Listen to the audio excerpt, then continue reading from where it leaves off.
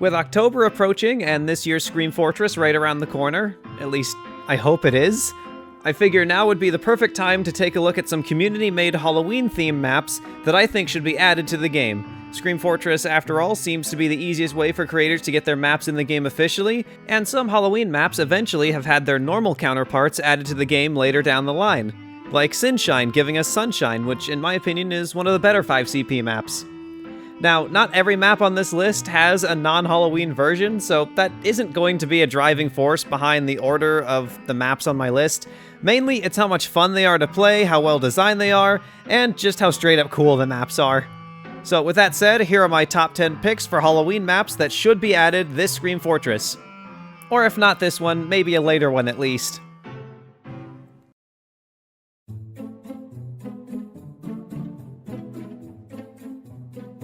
Oasis is an amazing custom payload map, starting Blue in a resort and tasking them with pushing the payload into a Sphinx that Red has taken over and turned into a base of operations. The Halloween version doesn't add much, but, well, be a Halloween map, but there are some unique things about it that the regular version does not have. Mainly the pumpkin bombs and these spiked coffins that if you enter, you die and are replaced by a skeleton, which I'm not sure if I've seen that mechanic before. It's certainly interesting. Maybe this could be used for a defense setup, or used as a wise suicide if you're low on health and can't get away. The map has a nice creepy soundscape and is overall darker, but not to the point where it's hard to see anything, thankfully. The Sphinx eyes also glow when the cart gets closer to the final control point, which I don't think the original map does, which is a cool touch and a nice visual indicator of your progress. The only reason it's so low on this list is because I actually think I prefer the original, but this is still an amazing map in its own right.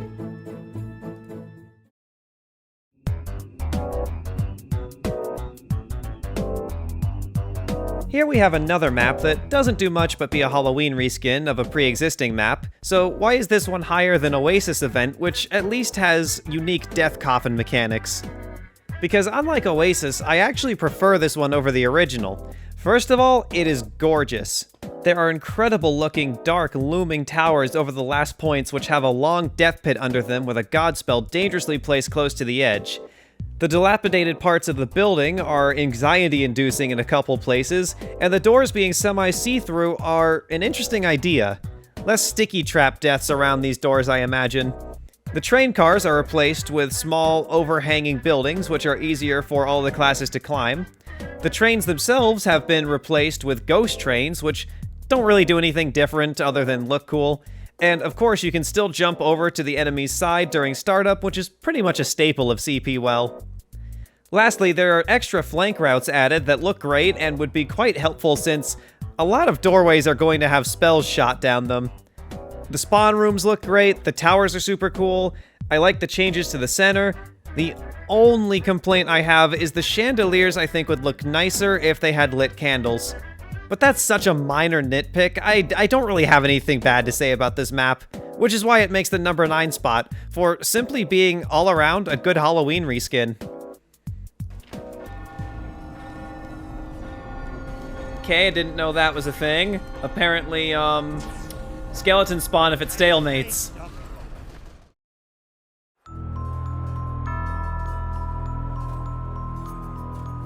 This is going to be interesting. A medieval mode Halloween map with spells and crit pumpkins. So first thing you notice on blue team is the spawn is much larger with a church you can actually go inside to pick up a spell before the gates open. With DeGroot Keep completely retextured to look extra creepy and the bats circling around in the moonlit night, it is certainly a great looking take on the map. Thankfully, all cosmetic, as you still have the ability to trimp and the map generally plays the same way, except for one major change. That would be the Death Pit is now a river, which if you jump in, you don't die, you get teleported to Hell, where a giant skull will try and protect a god spell.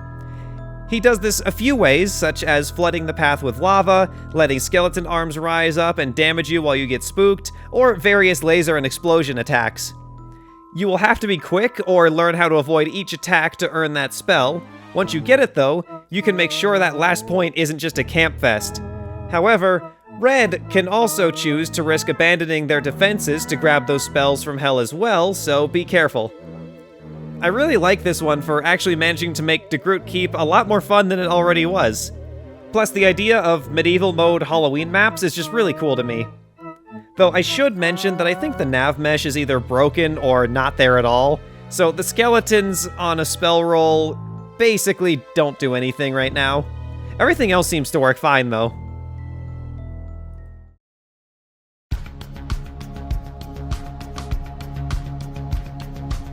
If you have ever played on a community server, you might have played on, or at least heard of, Spillway. A pretty standard but well-designed King of the Hill map with a gorgeous skybox, though a really, really boring center point. Spellway is a Halloween variant of this map, which, while it has the same layout, has some pretty major changes. Rather than a hydroelectric power plant, the Halloween version appears to be a slightly overgrown and abandoned greenhouse. Sadly, the amazing cliffside view is gone, replaced with a riverside that kills you with crocodiles if you fall in the water. However, the rest of the map is so good looking that I think it more than makes up for that. The twin turbines in the center are replaced with Tesla coils that actually do harm or kill you if they go off, doing so whenever you or the enemy captures the control point. That is not all the map does, though, as each time you capture the point back and forth, one of 3 types of pumpkins spawn around the map in set locations. These are either crit pumpkins, pumpkin bombs, or healing pumpkins, which despite their look and coloring, does actually heal both teams around them. While blue spawn matches the greenhouse look, red spawn is actually more like a typical manor we see in a lot of Halloween-themed maps. There is also a partially flooded basement area, which I know pyro sharks are going to enjoy. With soft, warm lighting, an overgrown, abandoned aesthetic, and a big storm looming in the background with lightning flashes that appear through the windows, though kind of lag the map out, honestly. Everything about the atmosphere of this map is what I love in a good Halloween map. And with the unique mechanic of the changing pumpkin power-ups, it keeps the gameplay interesting and ever-changing on what would otherwise be a fairly small map.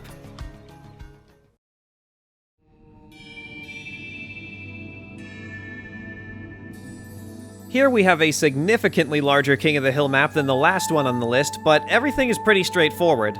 There are good flanks, good cover, the freedom to jump up high, and I don't think I've ever seen a winter-themed Halloween map before. I really like that idea. Plus, living where I do, it's not unheard of for it to snow on Halloween night. So, while the layout and aesthetic are great, it has to do something to be this high, right? Well, the giant Moom? God, you can tell I was tired when I wrote this script, huh?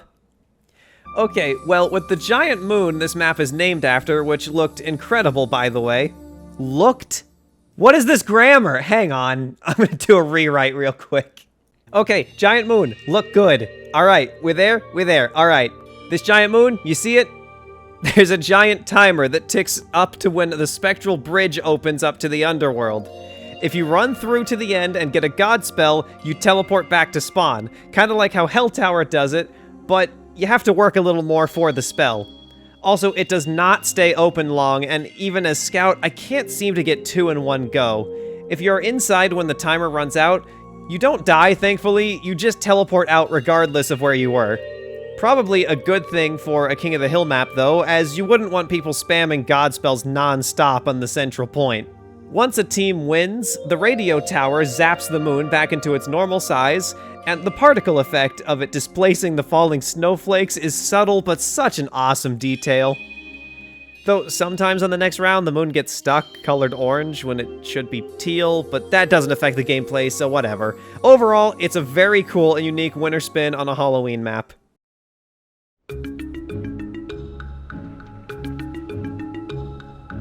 Technically, this is not a Halloween map, but come on, it totally counts. It's a capture the flag match in the underworld. You are on an island in a lake of cursed water with skeletal hands reaching out. The deeper you swim, the faster it hurts you. On the far shore, you can see massive stone pillars in the distance, and as you explore the mossy ruins and Greek architecture, you will find pots with symbols on them. These act kinda like pumpkin bombs, but with different effects. They can blow up, give you invisibility, overheal, and I mean significant overheal, mini crit boosting, Girardi, or they could light you on fire. These pots are not always the same when they respawn, so it's kind of a roll the dice which one you will get. Already, this is a very unique map, but it gets weirder. When you grab the intelligence, it spooks you and does not allow you to defend yourself while you're carrying it, requiring your team to stick by you and defend you instead of camping the enemy's intel room. Some of the shortcuts you think you can take won't work because you cannot jump while spooked, so you have to take the intel the long way around. The intel does slowly refill your health and ammo as well as anyone around you, so that's at least a good thing while you're carrying it. And you're definitely going to need that because, as if the enemy chasing you while you can't defend yourself wasn't bad enough, taking the long way around means you need to go next to the lake, which occasionally will spawn skeletons to chase your butt down too. And while all of that is every bit as stressful as it sounds, it's really fun. All of that, and especially the fact that a good capture the flag map is really hard to come by, is why Hades is easily number 5 on the list.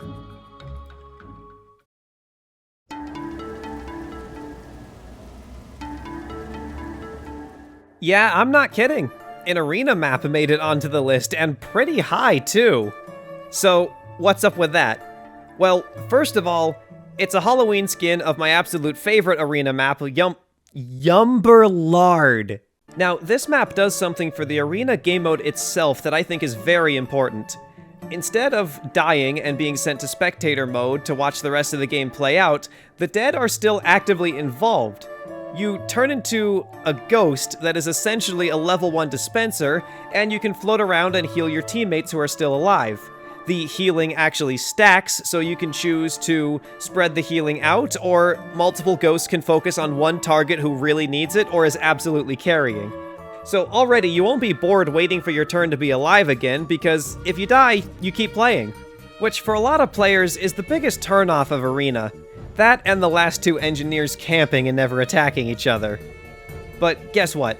There's a solution to campers too. Actually, there are like 3. First is, occasionally a bright purple beam will appear indicating where a god spell is about to spawn. Help! Incoming spell, mortals. Yeah, thanks.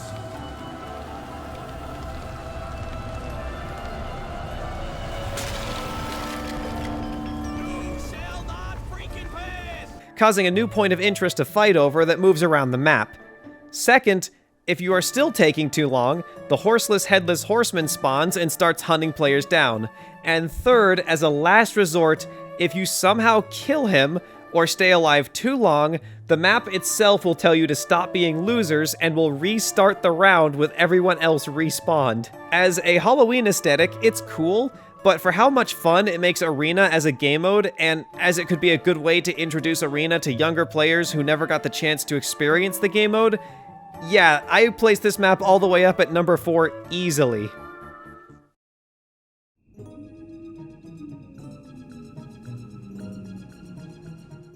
It's Halloween Steel. A gorgeous Halloween Steel, but still Halloween Steel. Special care was taken to keep pretty much all the collision quirks of Steel intact, while remixing the look and visual layout greatly. If you know how to play Steel, and since it's Steel we're talking about, that is an if, then you already know how to play this map. Mostly. There's a couple of changes that set it apart from being just a reskin. First is the volcanic death pit.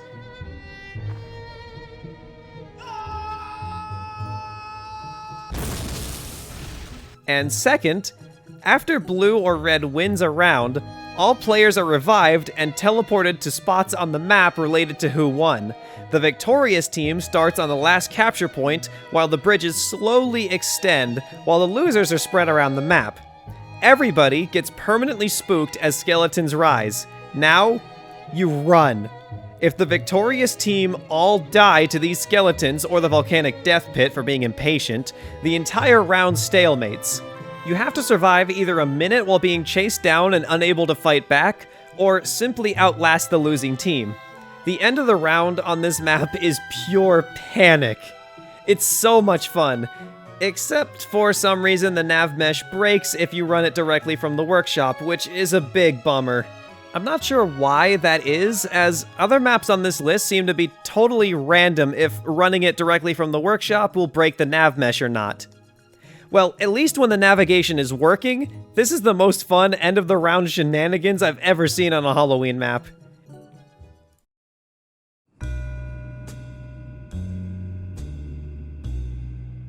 Another one that technically is not a Halloween map, but I'm gonna count it anyway. This is a Day of the Dead theme map. This King of the Hill map is absolutely gorgeous. It looks enormous at first glance, but it's actually relatively normal sized for a King of the Hill map. Much of the big city is either blocked off or on a lower level that will kill you if you try to jump down. You might kill yourself once or twice trying to explore, but after the first couple of times, it becomes pretty clear where the map boundaries end. Right off the bat, the spawn room alone looks amazing with the custom-themed jack-o'-lanterns and hanging decorations in a large building overlooking the quiet city below. The rest of the map, of course, looks just as good. I particularly like this golden text on these signs and the church in the center. And don't worry, you can't build on the coffins or shrines on this map. Believe me, I tried. The control point is really well designed to accommodate all 9 classes and not give a particularly huge advantage to any of them. There is good cover but plenty of open space, and has multiple levels you can be with 3 flanks on each side. Though the church flank, while the best cover, is shared by both blue and red, so you might be ambushed inside while trying to play it extra safe. Also, in the center you will notice a clock ticking up to midnight, at which point spells become active across the map and a pedal bridge allows you access to a shrine that takes you to the world of the dead. If you run through here fast enough before you die yourself and jump down a well at the end, you are rewarded with a god spell. Spells only happen every few minutes, so use them wisely. You can't spam them here. Which is good because spell spam can make a King of the Hill map feel a bit unfair to the slower classes who are not constantly collecting them.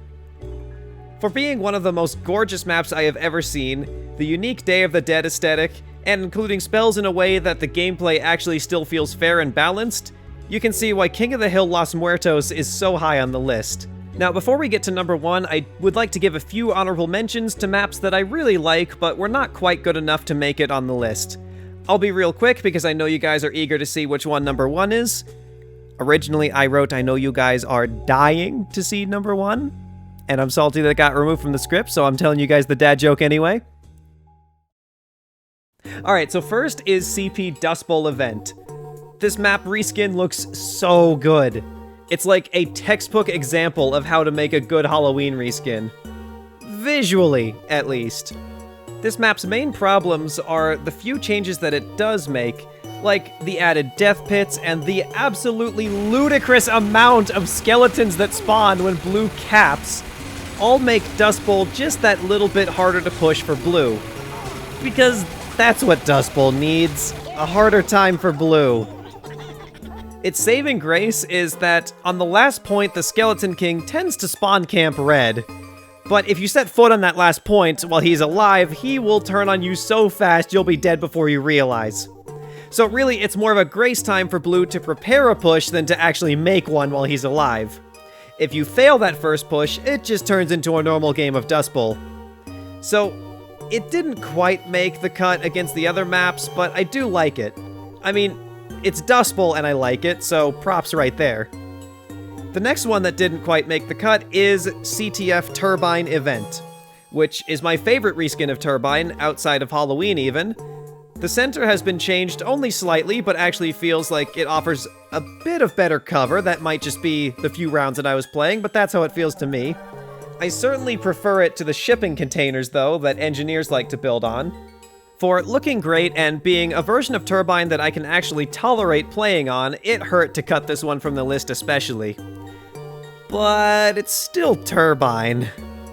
The last one that didn't quite make it was CP Undying Event, a 2-stage attack and defense map that weirdly only has 1 capture point on the first stage. I like its layout, even if some of where you can go is a bit too far out of the way of the objective, and the very dangerously placed god spells on first, that's a nice touch.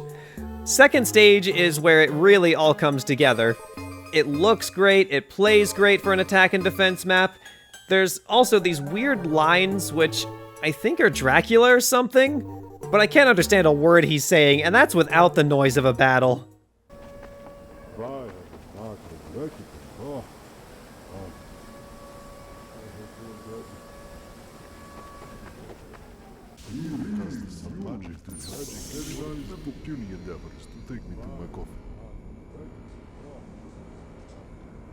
It's really cool, but just not quite enough to top the other 10 maps on my list.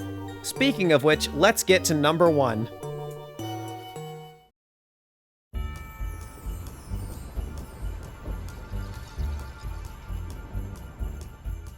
I loved the original Hell Train, and I've done videos on this map in the past, but admittedly, the original map was not very well balanced. Version 2, however, fixes all of my issues with the old map and then some. The new trains and spawn rooms look great, the added flank routes are much appreciated, especially against engineer campers, and thankfully this time around, you can use the jump pads while carrying the intel, which makes capping much less of a drag. As you play, the train travels along through many unique environments, and this skybox work is top tier. This is the best I've ever seen, in fact. It's like if Convoy actually went somewhere.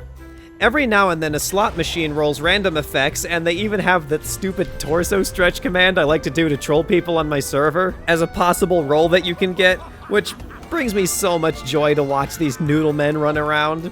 Occasionally, you will get a special roll where it respawns everyone in the center as the Hell Train goes full Polar Express and turns into a roller coaster down a steep drop and even around a loop. Be careful though, because at the end when the train slams on its brakes, it can throw you off if you're outside when that happens.